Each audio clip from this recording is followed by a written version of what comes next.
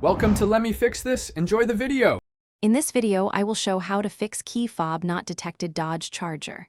Start by replacing the key fob battery and confirm the fob is inside the car while testing.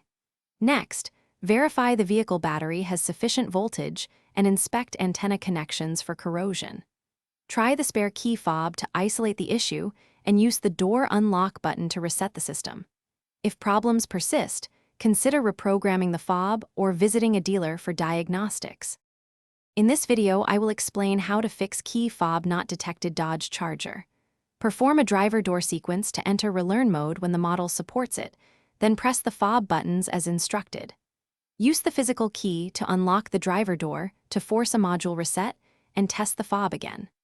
If safe, disconnect the vehicle battery for about 30 seconds to clear electronic faults after ensuring radio codes and settings are noted.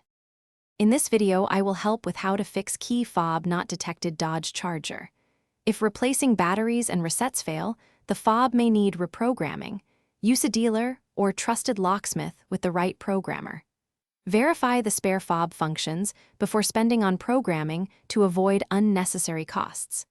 Keep vehicle VIN and ownership documents ready for dealer service, and ask for an estimate for parts and labor so you know the likely expense before authorizing work.